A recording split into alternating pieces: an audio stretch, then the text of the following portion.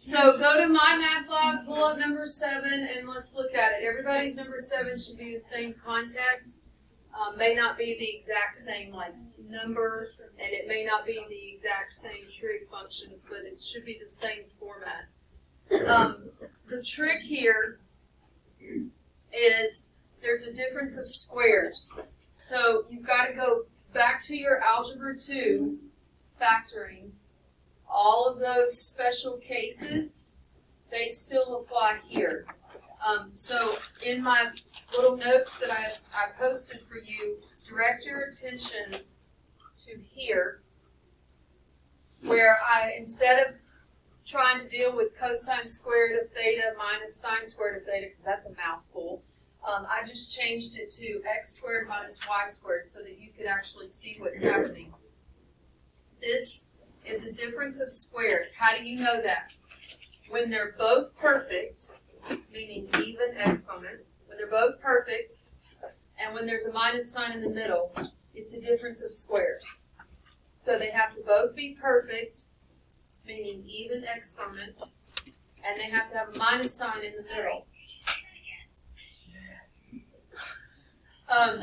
If this had been a plus sign right here, then I don't know how to proceed.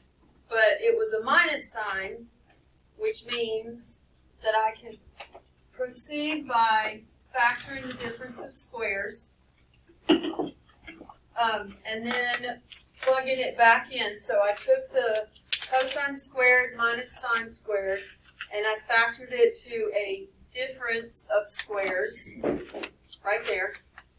So x plus y times x minus y, or cosine plus sine times cosine minus sine. And then when you did that, now this entire expression matches this entire expression. They're in the same fraction. This is attached by multiplication. This is attached by multiplication. So you can come in and you can cancel that. And then because this first fraction is multiplying with this mess over here, down here on the bottom, this cosine squared is the same thing as cosine times cosine, right? Well, over here on the top is a cosine. So if I do shove those together, then it would be a 1-for-1 common factor that can go away. So what I did was, you'll notice is I marked the squared out right there to say, okay, take one of them away, which would still leave one behind. And then that one would go. So then I took what's left here, the whole thing, and I wrote it here so I could kind of regroup because there was too much going on. Then I looked at it and I noticed that I had sine over cosine, which is tangent. So I thought, ooh, I can get rid of that mess. I can write tangent. So that's what I did here. And this was me. This right here is me saying to you, look, what I'm going to do is I'm going to pull sine over cosine by itself over here so you can see that it's fixing to become tangent. And I'm just going to leave this alone, this part. The little one there is because you need something in the top. And I just kind of pulled it to the side because I'm not dealing with it. And then that's where I got my final answer. That I would have 7 tan and then this mess on the bottom. Right? Something that might help you with these homeworks. Y'all know how My Math Lab works. You try the problem, you get 3 chances. I think you get 3 chances. And then you can hit similar question if you got it wrong, and you can try it again and you get full credit, right? Okay, so I know the biggest complaint is probably where are they wanting me to go with this? Like, how far do they want me to go? What is the context of how they want my answer? So you could use the My Math Lab formatting to your advantage. You can actually abuse the privilege. And what I mean by that is you could just screw the pinch on the first one, like get it wrong on the first one, and then let it see, look at the full worked out problem, and then hit similar question. Or you can go to view an example, hit, view the whole thing, see how far they go with it, and then you can answer the question. Just to see what context they want you to stop at. Like number 4, for example, on the homework, and this was the note that I made for you. In number 4, you're probably wondering, I don't know how far to take it. So if you hit view an example and go all the way out with it, you can see where they're stopping in the example, so then you can answer the question and you would know where to stop. Now, I say that cautiously because normally I would tell you don't rely on view an example, but with the trig identities, I think it's okay to do that. And when we take the test, you're going to have a review that directly reflects the test. And you're going to have my answer keys. You're going to, once again, you're going to know how far to take things. Okay? I think it's okay to do that with trig identities because that is the biggest complaint is people say, I don't know when to stop. I don't know what I'm doing. And I can see that. Does that help with number 7? Good. So to start, it's on the right side, on the right fraction, it's cosine squared, I thought. Yeah. Oh, I pulled the cosine out. Like right here. So you're looking at this, right? Yeah. Okay, so I noticed that there's a cosine here. There's 2 of them. And then there's a cosine right there. So I factored it out. And then I wrote what would be left. Okay. I pulled it to the front. And that was because the context here, cosine squared minus sine squared, I knew was the difference of squares. And would yield 1 right there, and I could cancel those.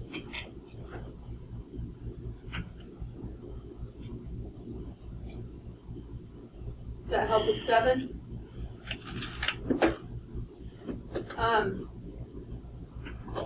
Let's finish the notes, and then we'll come back to the My Math Lab homework to make sure if there's any questions that you have, you get them answered. I think you're going to like the rest of 7.1 because it's none of this.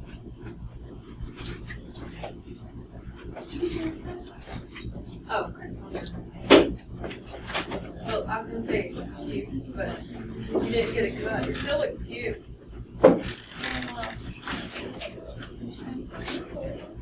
Yeah. Yes. Shut the door because there's some lurkers at the door. I'm not really sure why they were peeping in.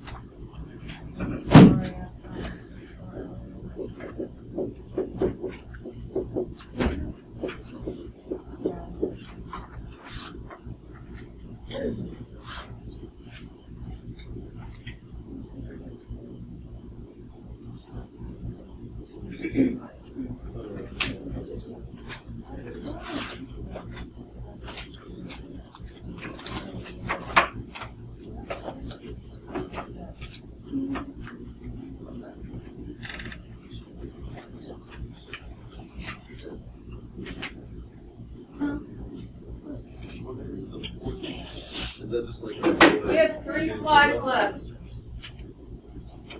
That's the textbook only gives you 1 example of each of these problems, and then I was like, that's not probably enough to really say, okay, I showed you, run with it. So I added 2 examples underneath each one of these. I am going to forewarn you, this is crowded. This gets very crowded. So I don't know if you want to just get out a sheet of notebook paper and write on it and then just staple it to this. But this is very crowded. To give you an idea, there's mine, where we're going with this. So don't write big, or go ahead and go to notebook paper. All right. What is going on right here?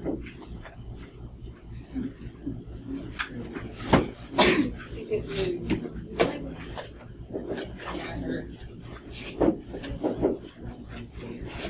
There we go.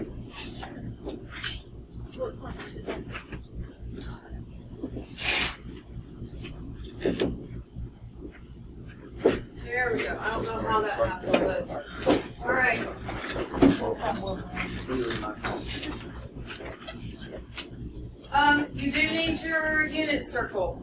So if you have a full copy of the unit circle, if not, I have that nice green one from the last test, and I had intentions of giving this back to you.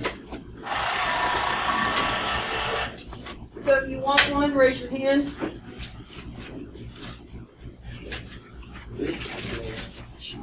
You do today, yeah. Let me double check. Yeah, odds are yes. You're gonna need a calculator as a checkpoint, y'all.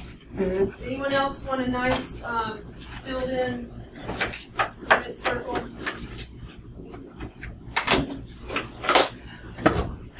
And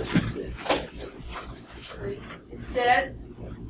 Somebody warned me about that yesterday, and I forgot to put it on charge. Okay.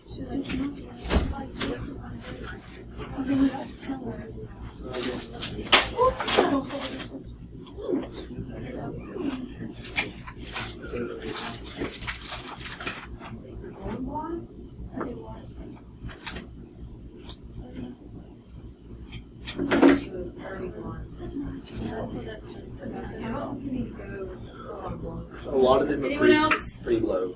I'll put them on charge. All right. Let me set up things outside.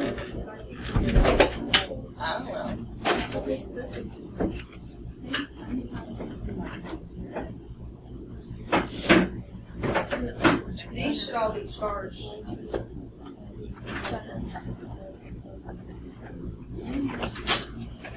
All I need to her do is curl it.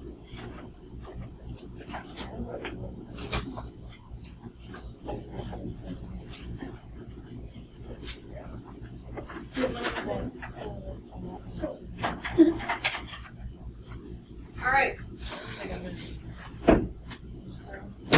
Let's refresh your memory on this.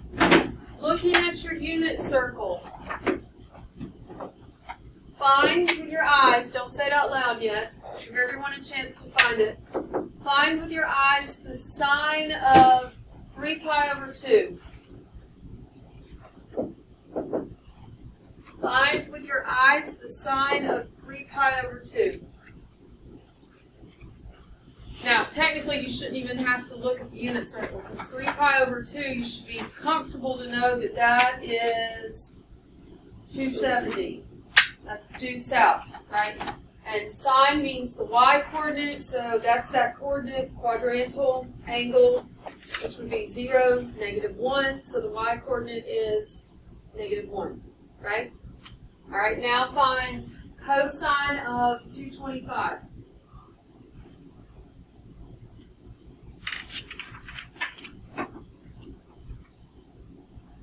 Did you get -√2 over 2? Yes? Okay. Remember all that? Chapter 6. Same thing. Same exact thing. The difference is we don't have a radian that's on the unit circle. For example, we're starting with 5 pi over 12. Well, there is no 5 pi over 12. So I'm going to teach you how to take a radian that is not on the unit circle and restructure it using radians on the unit circle, so then you can find it without typing it in the calculator. You could just type it in the calculator. I think we do cosine. We're doing cosine of 5 pi over 12. You change your calculator right now to radian, and then just type that in, you're going to get the decimal value. Here's the problem with that. We want the exact value, not the rounded. So we're going to take 5 pi over 12.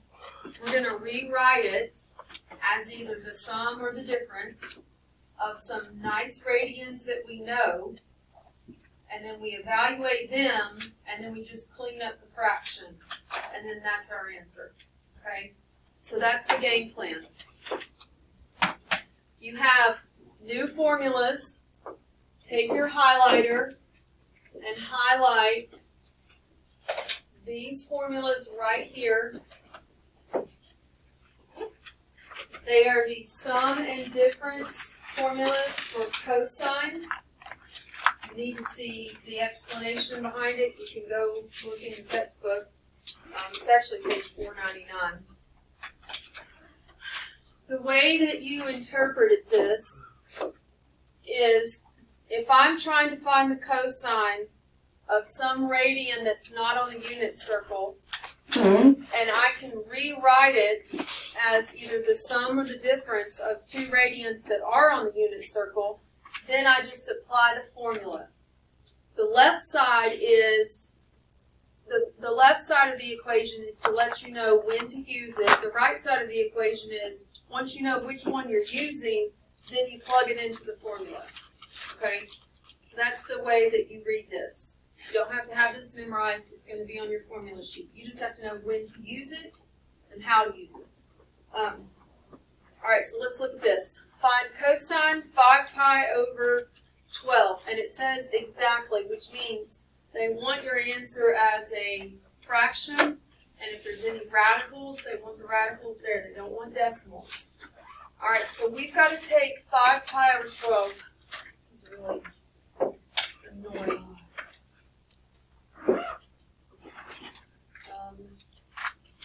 Let me do this. Hold on, let me fix this.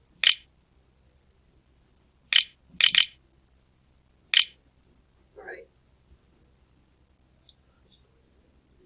Move that up. Okay. So 5 pi over 12. Remember what I said, don't write big here. This is where with fractions, you got to embrace fractions. I know a lot of people don't like them, but you got to embrace it. You've got to remember the rules of adding and subtracting fractions. They have to have a common denominator, right? And then it's just the top that changes when you're adding and subtracting fractions. So we have 5 pi over 12. What's the denominator? 12. So we're going to think to ourselves, and I don't want to put plus or minus yet. We're going to think to ourselves, what over 12, plus or minus, what over 12 would give me 5 over 12.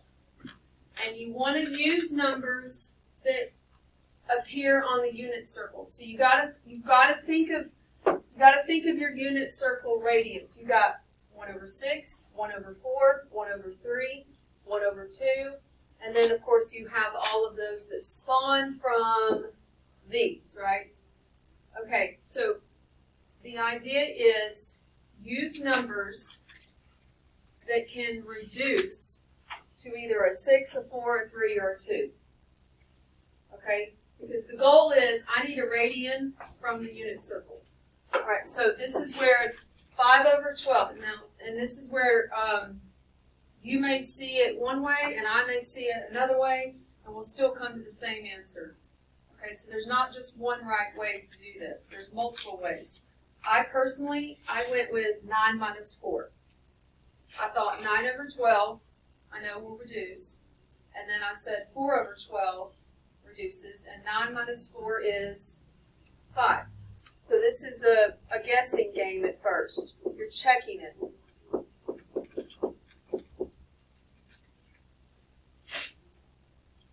Then you reduce the ones you come up with and you confirm if they're on the unit circle. Because if they're not, then you need to scratch that, come up with some different numbers. Okay? So 9 over 12 reduces to what?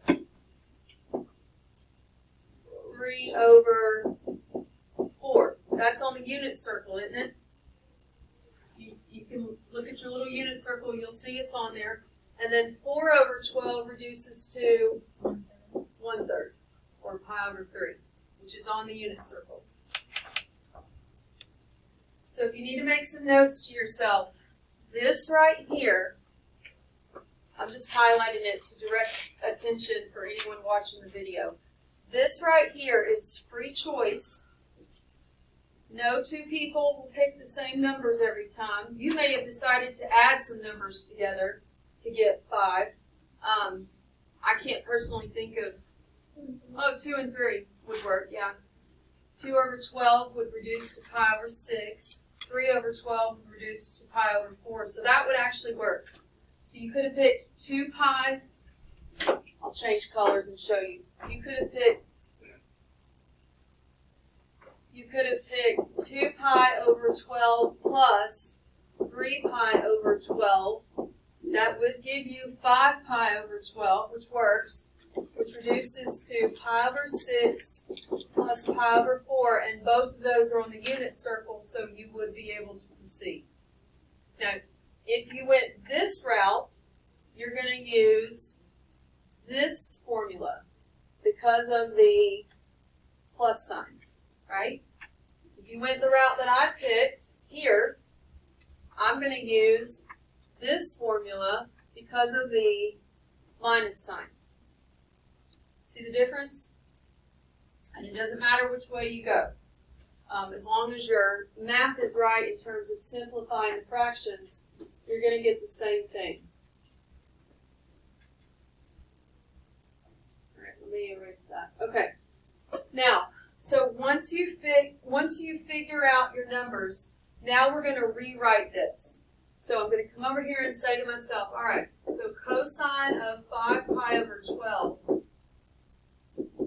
which is where I started for me, is actually just cosine of, what I get, 3 pi over 4 minus pi over 3.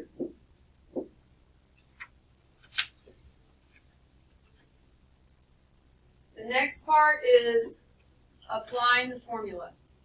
The formula, although it looks very complicated, it's as simple as whatever is listed first is your U, whatever is listed second is your V, and you just plug it into the formula.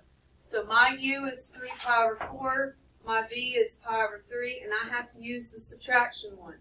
So I'm going to now take this mess, and I'm going to rewrite it as that hot mess.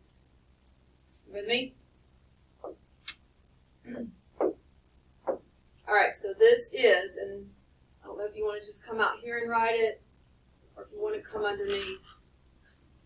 It gets kind of crowded. Alright, so cosine. U is the first one, so 3 pi over 4. Then times cosine V pi over 3 plus sine, first one, 3 pi over 4, sine pi over 3. And what? Yeah, there will be. Pi over 3 be negative? Why are you? I haven't evaluated it yet. The subtraction here is just letting you know to use that formula. You'll notice up here that the formula for when you're subtracting doesn't have any negatives when you're plugging it in.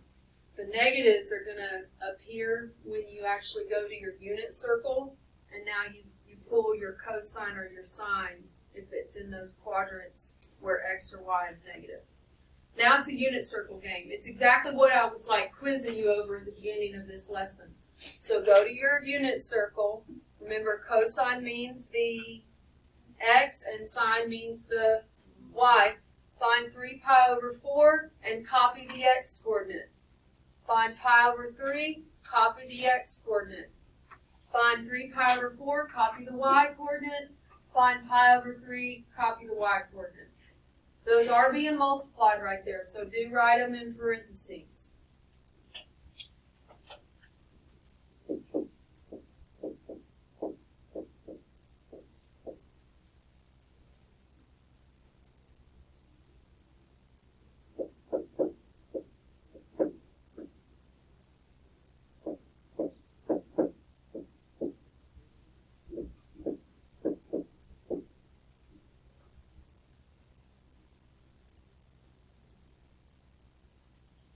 Copy that down and see if we get the same thing. Where did you get hold on.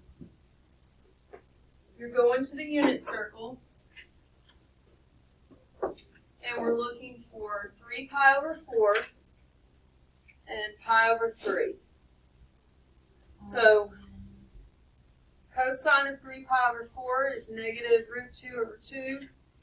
Cosine of pi over 3 is 1/2. Sine of 3 pi over 4 is root 2 over 2. Sine of pi over 3 is root 3 over 2. Once you look at the unit circle and pull that number, that whole cosine of that mess disappears. You're replacing it. It's substitution. Now you have the answer, but you have to clean it up. That's the answer. You go to your calculator and you type it in, you're going to get the exact same decimal as you just typed cosine of 5 pi over 12. But, we're in college, so we have to clean it up using the rules of radicals and fractions.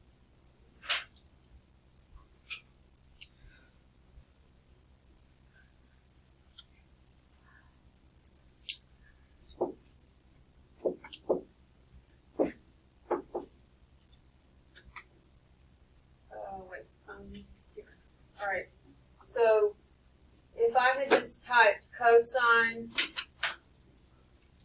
5 pi over 12, whoops.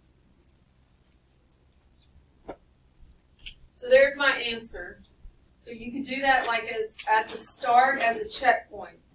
And then now, if you're worried that you might have done something wrong, you could type that mess in if you wanted to. I'm just going to abbreviate the half as 0.5 times 0.5 plus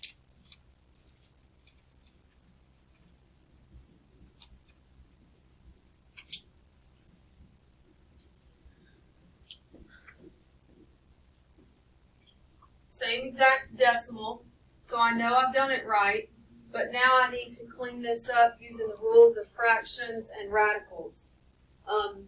Good news and bad news. Sine and cosine, make sure before I just run with this. Yes, sine and cosine will never involve rationalizing, because all the radicals are in the top. Tangent does, sometimes. So tangent's the annoying one, and that's why tangent's the last example, so that y'all don't quit on me. We're going to start with cosine and sine because they don't have rationalizing involved. Yes? Where did you get this square root over 2 for 3 pi over 4? Go to 3 pi over 4 on your unit circle. What's the y coordinate? I didn't square root y. Yeah, there's a square root over them. But wouldn't it? Here. You want a green, one of the green ones?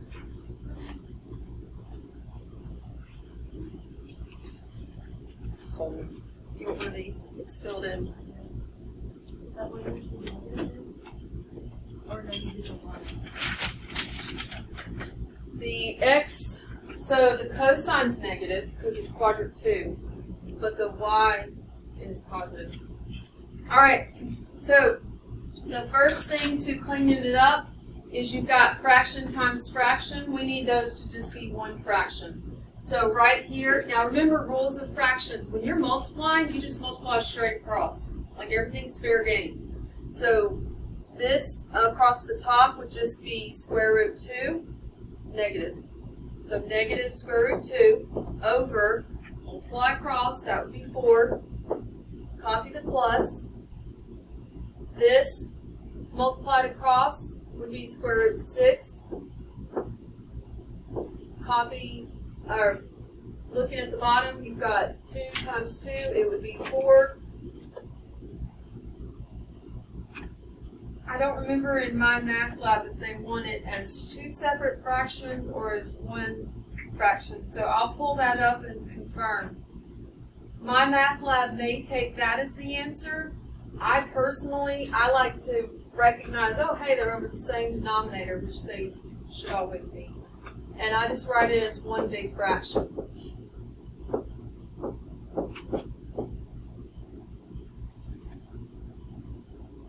Or you could shuffle those if you don't like the negatives for a 2 in the front. It doesn't matter, it's the same thing. And then now if you go to your calculator and you type that in, you will once again, for a third time, get that exact decimal. So So the calculator here is more of a checkpoint. Now, I added 2 extra practice problems because I didn't feel like just one was enough. So everyone try, let's look at, or not everyone try, let's look at E1. The difference with E1 is instead of it being in radians, it's in degrees. So if you are using your calculator as a checkpoint, you would need to change that to degrees. All right, what's the cosine of 435? There it is. Notice it's the exact same decimal. I'm just showing you the same concept but with degrees instead of radians. A lot of people like when it's degrees because then they don't have to deal with the fractions right here in the guess and check part. Okay, so you need to think of what angle measures could you add or subtract to get 435 that come from your unit circle. Well, 435 has busted the unit circle, right? So let's calibrate that down. Do you remember how to get the coterminal angle? Subtract the 360 off. So cosine 435 is going to be the exact same thing as cosine what? 75. Okay, now that's a lot more manageable. Now play with the number 75. You have free choice. You can subtract 2 nice numbers or add 2 nice numbers. They need to be numbers that are on your unit circle. So you got to think, okay, you got 30, 45, 60, 90, and then all of those that spawn from it. My mind went to 30 plus 45. That's where I went. What did y'all do? Same thing. I saw, well, actually the order that I wrote was 45 plus 30. But I saw 45 and 30 there. Now, if you write 45 plus 30 and your neighbor writes 30 plus 45, you will have different work along the way, but you should come to the same answer. Okay? So the order, it's not that the order matters, you'll get it right either way. It's just that the order dictates the way you plug it into the formula. So that part matters. All right, so right here, I'm going to say to myself, so the cosine of 75 is going to be the cosine of 45 plus 30. Now I'm going to apply the formula. I'm using the plus, so I'm going to go up here and use this one. So cosine of what I have listed first, then cosine of what's listed second, minus sine of the first, sine of the second,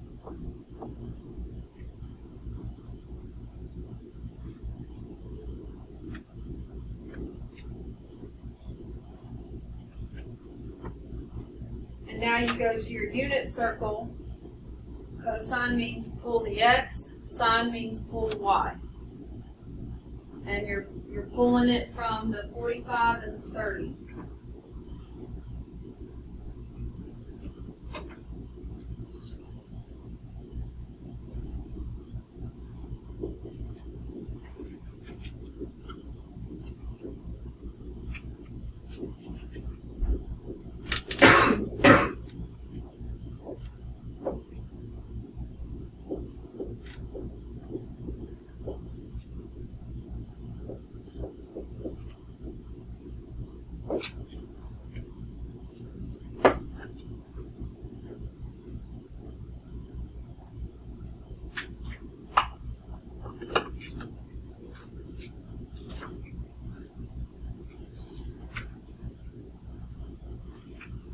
So see, the other nice thing about having the test on paper with me is if you have, there's one of these on the test, one I can see what you picked. Hopefully you show your work. I can see what you picked. I can see how you reduced it. I can see how you plugged it in. I can see how you evaluated it. And then I can see how you cleaned it up. And at any given point, if you messed up, you're going to get partial credit. Okay? My math lab can't get that in my math lab. So that's one of the benefits of doing this on paper. Now you would clean this up. You end up with square root 6 over 4 minus square root 2 over 4.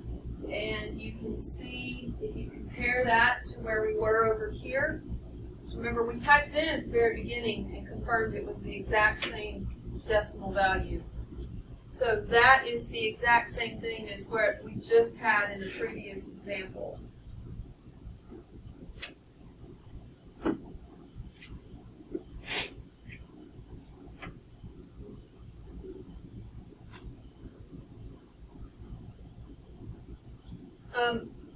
We don't have to go all the way through E2, but I do want to see, can you pick some correct numbers to yield 165? So take a second, kind of start E2. You're going to work it all the way out. I will show you the correct answer. But I want to see, can you, I feel like the hardest part is probably just coming up with the numbers that you need. And then the second hardest part is cleaning up the fraction. Which with sine and cosine, it's not that bad. With tangent, it's a humdinger.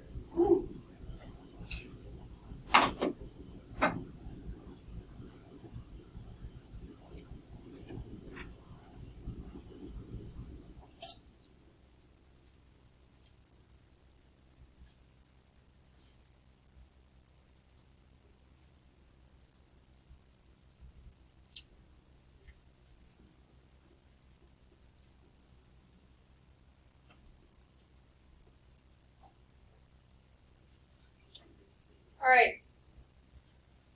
I'll tell you what I picked, and then if you got something different, tell me, and we'll see if it works. So it's 165,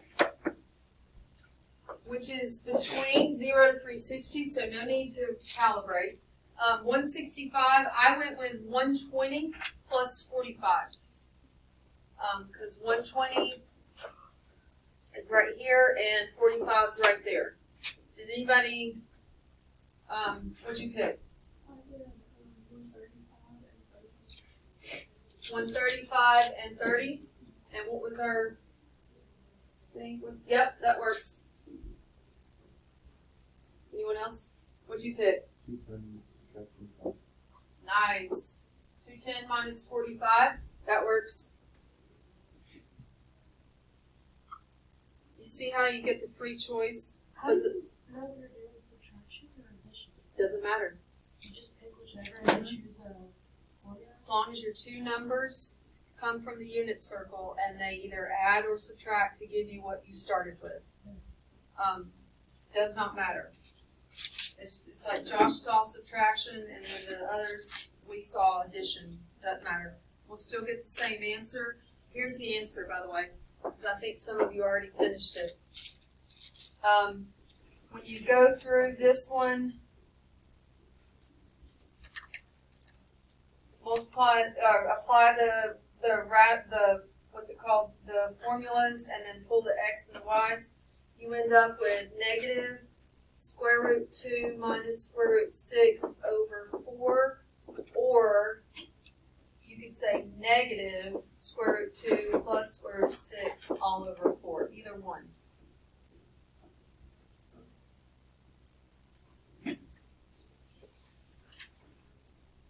Notice those are the same thing. The negatives, they're both negative on top, or you can just say the whole dang thing's negative, and then the ones on top would just be positive.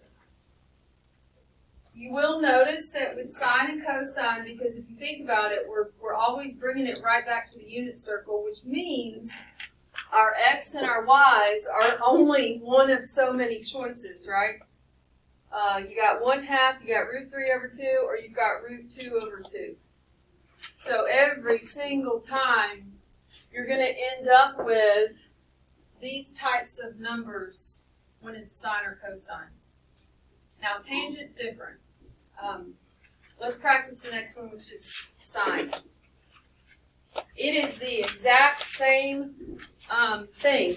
The formula is just different, but it's the same approach, same concept, same application.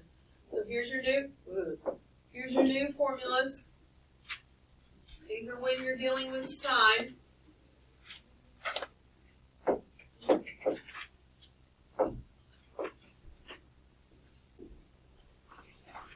Now you might be wondering, well, how am I supposed to know when to use the sine one or when to use the cosine one?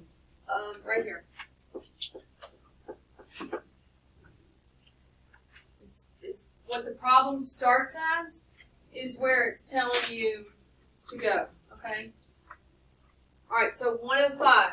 So think to yourself, do I want to add two numbers to get 105 or do I want to subtract two numbers to get 105? The numbers need to come from the nice angles on the unit circle. Everybody's different. I saw addition. I saw 60 plus 45. So I said to myself, 105 can be found by adding 45 to 60.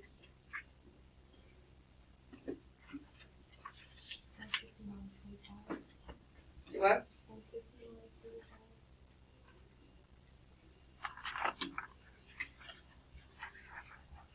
159? 150 minus 45. Oh, I'm sorry. Sorry, I didn't hear you. Yeah, so 150. Yep, minus 45. Yes, that works. Yes.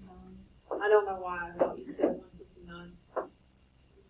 Which is why I hesitated. I'm like, where's she getting 159? Alright, so sine 105. I'm going to run with mine. Y'all run with yours. We should come to the same answer. What do you have 125? Minus 125. I don't have 125. Not mine. Yeah. Oh.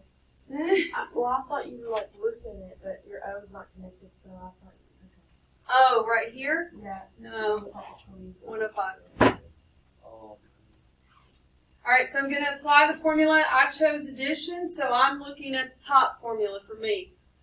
Be careful. The sine one does mix it up a little bit. So we've got sine of your first one, cosine of your second, and then cosine of your first, sine of your second.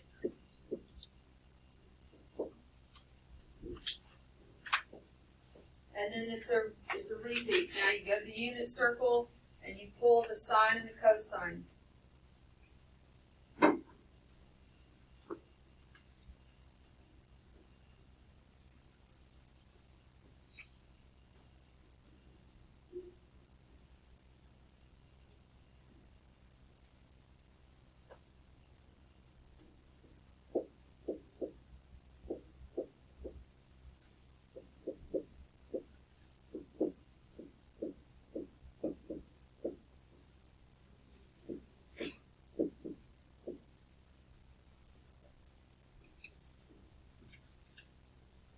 And now you clean it up. Your fraction times fraction, get that to just one fraction. And then you should have the same denominator, so you can write it as one full fraction completely.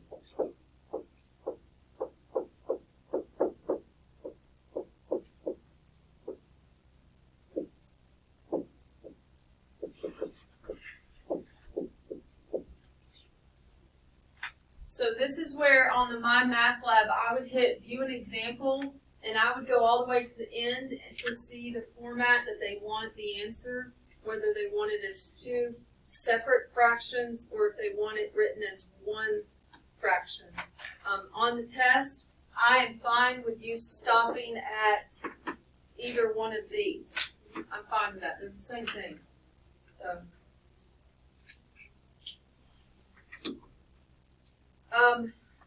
I feel like everybody seems to be okay with it.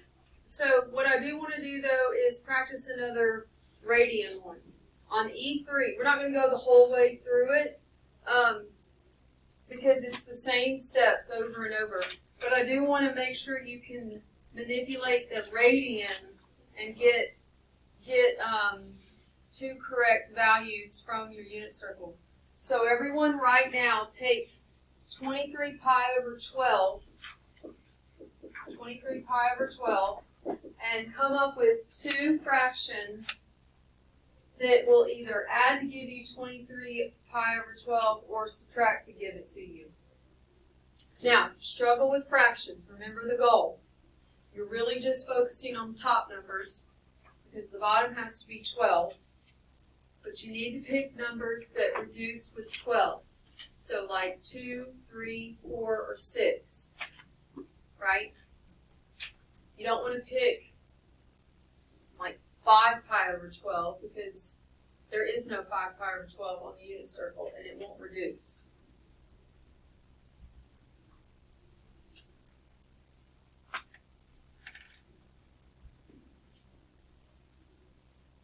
So everyone try and come up with some numbers, and then we're just going to go around the room and see if you want me to check your numbers, if those would work. I'll tell you what numbers I picked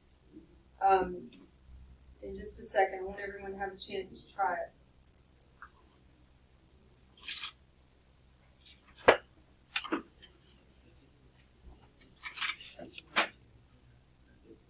No, that's fine. That's the same thing. Yeah. What matters is the sons. That's all that matters. Well, is there any of them that have division at all? So that would matter. Tangent will be. Tangent's the one that everyone. So it don't have to matter which people do.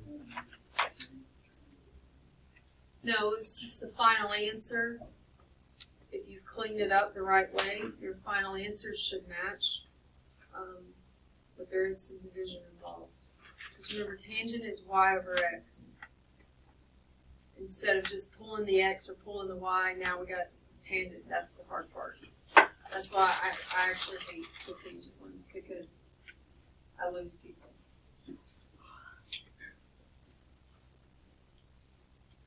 Okay, let's see what y'all got. I went with addition. I added 15 pi over 12 to 8 pi over 12. When you first look at that, you might think, well, those aren't on the unit circle. Remember, the goal is, though, you're picking numbers that reduce with 12, and it is on the unit circle. So, like 15 pi over 12 reduces to 5 pi over 4. And then 8 pi over 12 reduces to 2 pi over 3. And those are on the unit circle. Did anyone come up with different numbers? You want me to check? Yeah? You'll have to give me a second, but. Alright, go. 14 pi over 12 plus 9 pi. Alright, 14 plus 9 is definitely 23. So 7 pi over 6, and then 3 pi over 4. Perfect. Yep, what'd you get? 21 pi over 12 Oh yeah, 2 over 12 is pi over 6. This would be 7 pi over 6. Yep, that works. I tend to do addition when it's the radians. I don't know why. I can add easier in my head than subtracting with numbers. But it doesn't matter. But those would work. So then you would apply the formula, pull the sine and the cosine from the unit circle, and clean it up. If you finished it, if you went ahead and finished this, or if you want to try it, get some room here. The answer here, make sure I'm looking at the right one, would be square root 2 minus square root 6 over 4. The answer here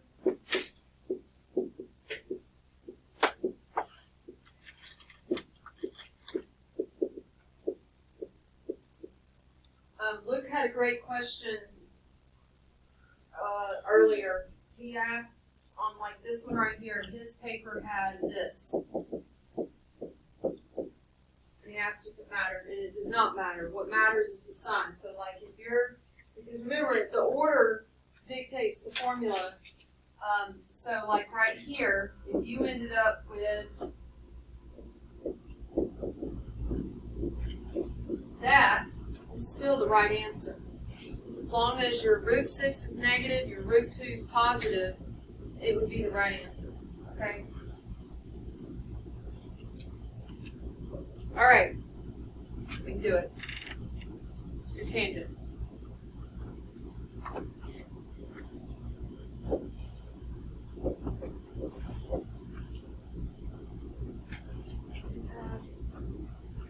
Yeah. Last. Okay.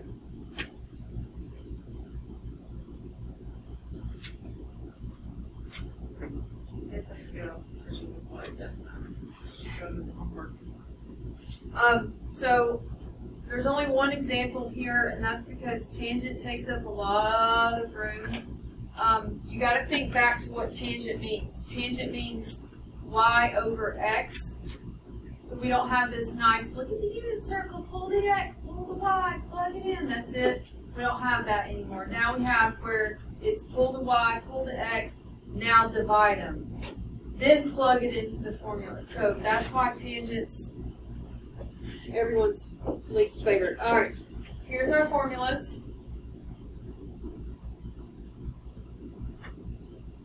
Once again, you do not have to have these memorized. You just have to know when to use it and how to use it.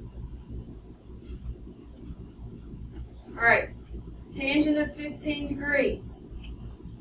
15 is not on the unit circle. That means we got to rewrite it into numbers that are. Let's all go the same route here so that our numbers, our work along the way matches. I went with 45 minus 30. I saw 45 minus 30. Let's make note. 15 degrees could be 45 minus 30. Now, the order matters there. If you wrote 30 minus 45, that's not 15. That's negative 15. So be careful, because the order that you write your subtraction matters for when you go to plug it into the formula. Okay, so tan of 15 is actually tan of 45 minus 30.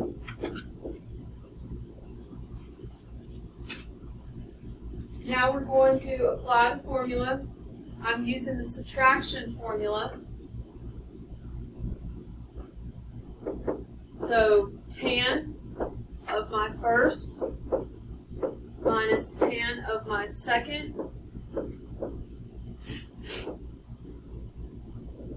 over 1 plus tan first, tan second.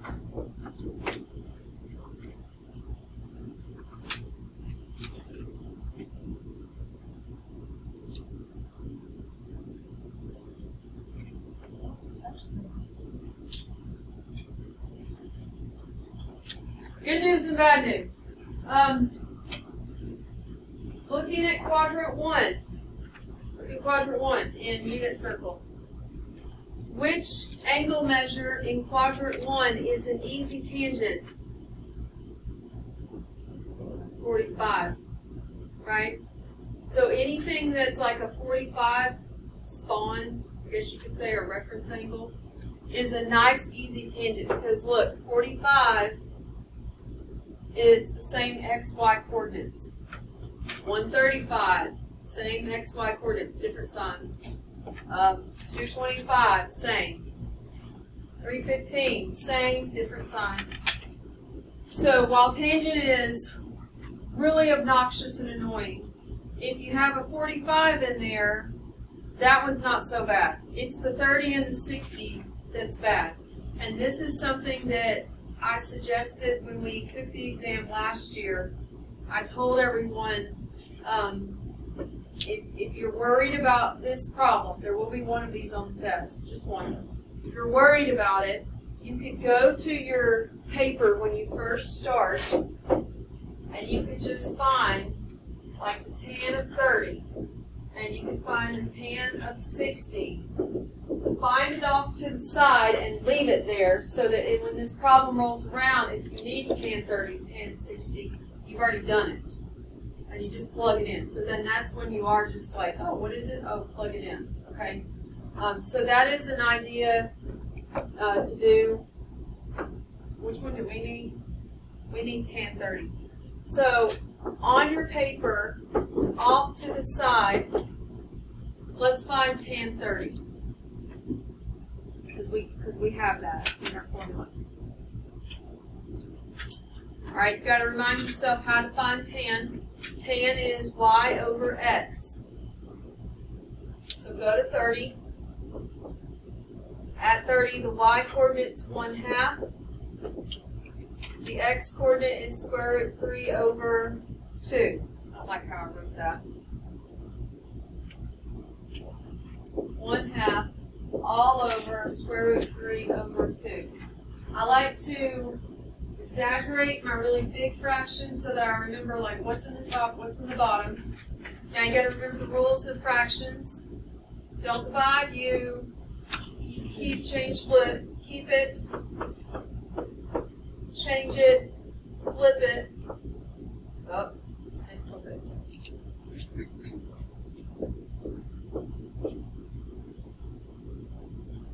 What happens? There's a radical in the bottom, and the 2's do what? 2's cancel. This ends up being 1 over the square root of 3, which is a no-go.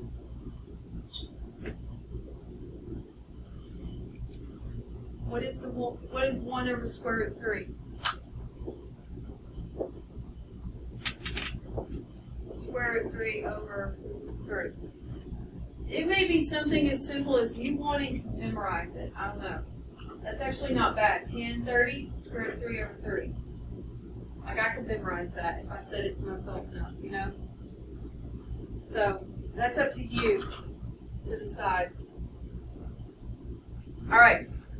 Now that you've done the nasty work for tan 30, now it is as simple as plugging in. Okay, so tan 45. We already said the 45 was nice. What is tan 45? It's 1. We already found tan 30. Be careful here with your arrangement because you're fixing to have fractions within a fraction. So to remind myself I'm in the top of a really big fraction, I'm going to write this fraction kind of small so I don't confuse myself.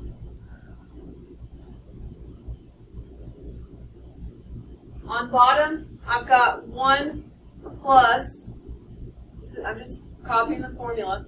Tan 45 was 1. Tan 30 was square root 3 over 3. That is the answer. You have to clean it up. And this is where people hate tangent. Because you've got the addition and subtraction of fractions that don't have common denominators. And you have to get a common denominator. That's where this gets ugly. Like, if it was enough to stop here, I wish we could. Now, if you can get to here, you'll get most of the partial credit. But you got to take it a step further. And I'm going to finish this even if the bell rings. So I need to clean this up. Across the top, I'm going to come over here and show myself that this is the subtraction of a number and a fraction, right? I need it to be over the same denominator. Embrace having a 1. 1s are easy. If I want these to have the same denominator, I need it to be a 3. How can I write 1? Here it is. How can I write 1 with a 3 in the denominator? It would be 3 over 3. So watch what I write. I'm going to write 3 over 3 minus root 3 over 3. I'm not changing that part. See how I did that? Because 3 divided by 3 is 1. I know what's coming down here. I'm going to go ahead and write that 1 as 3 over 3.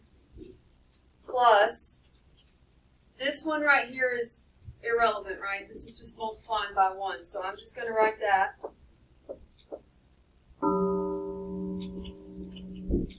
Now, no, nothing cancels because they're attached to a plus and a minus. I know you wish you could. Now I'm going to write the top part as one fraction that's over 3, and across the top of it I've got 3 minus root 3 over 3. Big fraction bar. See that? I shoved them together. On the bottom, same thing. I've got 3 plus root 3 all over 3. This is why people pay attention. Now you got keep, change, flip. I know, I told you, I warned you. Keep it, change it, flip it.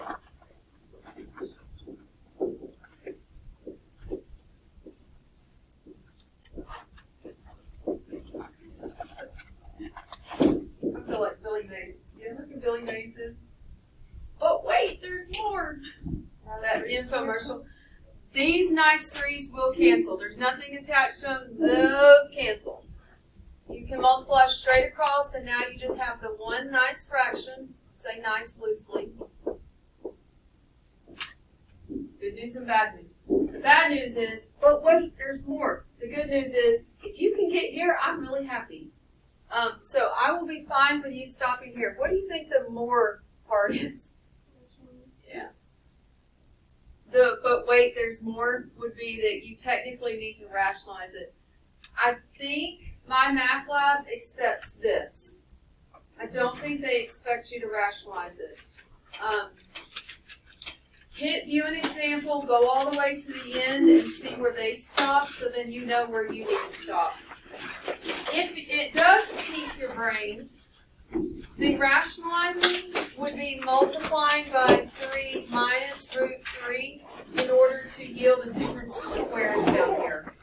And so that's where it just kind of goes off in the deep end. And at that point, you're probably ordering a drink. At that point, some people quit school.